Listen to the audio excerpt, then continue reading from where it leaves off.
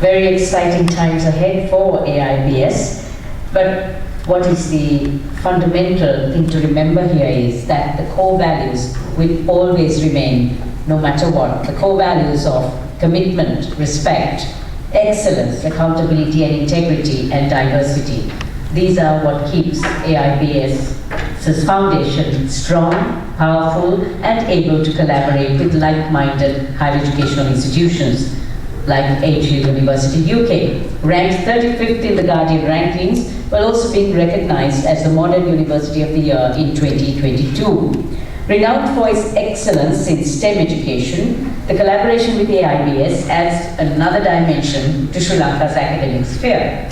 And to talk about the length, breadth and depth of what Edgehill University offers through this collaboration is Pro Vice Chancellor, Professor George Talbot, with responsibility for research and knowledge exchange at Edgehill University, where he has worked since September 2010. He has also been the Dean of Arts and Social Sciences and Professor of Italian at the University of Hull. Professor Talbot has 36 research outputs under his name. And currently, he is the chair of the UK PVC DVC Research and Innovation Policy Network. Please welcome Professor George Talbot. Thank you very much for that kind introduction. Good morning, everybody. I'm delighted to be here this morning in Sri Lanka, my first visit to Sri Lanka, but I'm pretty sure this is going to be my last one. So, Kiran has said some very kind words about Edgehill. I would like to tell you a little bit more about us as a university, talk a little bit more about our values and why we're working with AIBS and what we see as the benefits for students both here and indeed back in the UK. So Edgehill started out life as a college in 1885. It was founded in Liverpool by the same benefactors who the previous year had founded the University of Liverpool. Back in those times, universities were for men, not for women. So the University of Liverpool actually had male students. Edgehill College was founded as a teacher training college for young ladies. It was a little bit controversial. It was the first one outside of London and the second one in England to be a non-denominational teacher training college, because prior to that, most teacher training colleges were dominated by one of the various sects. So we kind of broke the mold from the beginning, and people behind the establishment of Edgehill were connected with the women's suffrage movement, which eventually led to the vote in 1919 for women. So our values correspond really to the AIBS ones. They are around excellence and inclusivity. So, although we've been around as an institution since 1885, we're a new university. We received the university title in 2005, which is slightly less than 20 years ago. And we will be characterized as a widening participation university, which means that most of our students are the first in their families to benefit from higher education. We are also a profoundly local university. We're based just outside Liverpool. We started out in Liverpool in the Edgehill district, which is why we have the name that we do. But in the 1930s, we had outgrown our original site and we moved to a place called Ormskirk, which is at the end of a suburban railway line from the centre of Liverpool, about 30 minutes out of Liverpool, in the countryside. Ormskirk is a traditional market town.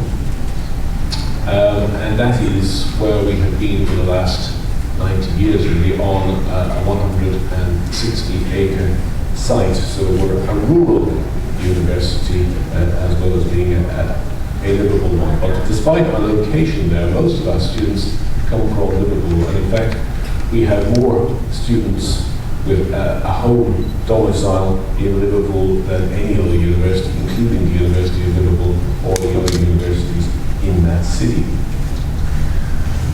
In terms of how we have developed, we've had various accolades. Some of them we mentioned already. 10 years ago, we became the first wanted the university to win the Times Higher Education University of the Year in 2014-15. And we've got various accolades which have continued to come in since then. Our international strategy really is based on selective engagement. We don't have a huge number of partners, but we don't have a huge number of international students. And we choose our partnerships on the basis of values.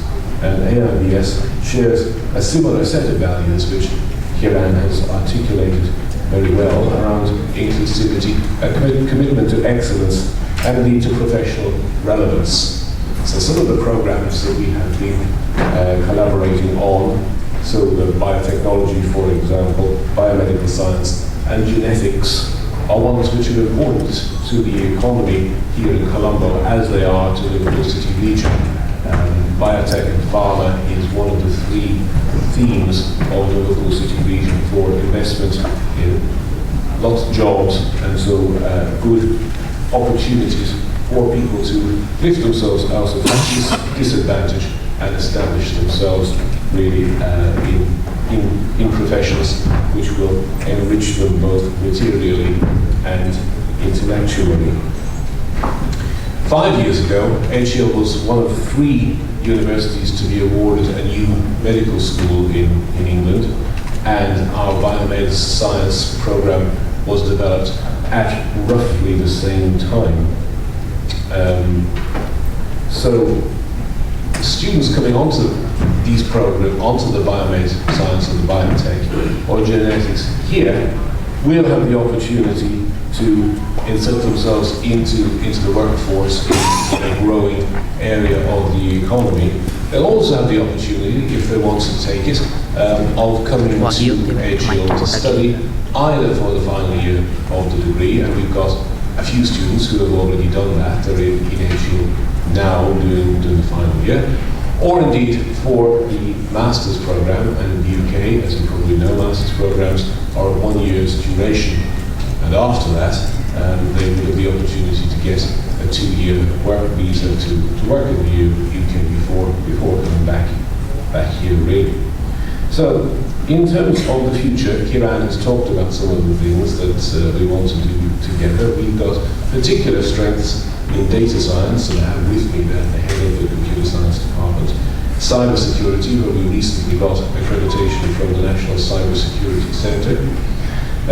Plus the opportunities to develop programs in ecology and environmental science, which again lead to high-level jobs, value jobs, and address global challenges, which we're all well aware of, I think, in terms of recent weather activities here, for example. So I don't want to take up any more of your time for asking us questions, so I will draw to a halt at this point, and thank you all very much for your kind attention.